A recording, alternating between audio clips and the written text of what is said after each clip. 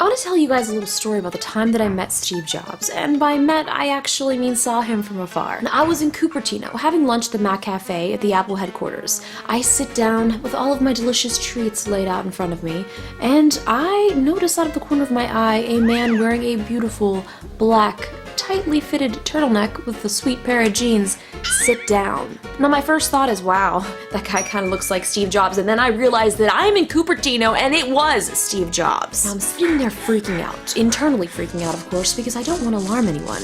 I notice that Steve is unpacking his lunch. He sets all of his Tupperware containers out on the table, and that's when it happened. Steve Jobs looks up from the table and our eyes meet. At that very moment, I stop breathing. I'm not sure what to do. Do I get up and say hi? Steve, on the other hand, had already made up his choice of what he was going to do. He gathered up all of his Tupperware containers and quickly ran away. And I'm just kind of sitting there watching as Steve runs in the opposite direction away from me. Now there's two ways that this could have played out. I could have, one, got up and ran and chased after him, which most likely would have resulted in security quickly escorting me away to jail or potentially some sort of insane asylum. Or I could have just sat there and done nothing, which is what I did. Now, if you guys were in that similar situation, what would you have done? Would you have got up and said hi to Steve, or would you have just sat there and watched him run away from you in fear for his life? I swear I'm really not that creepy of a person, right?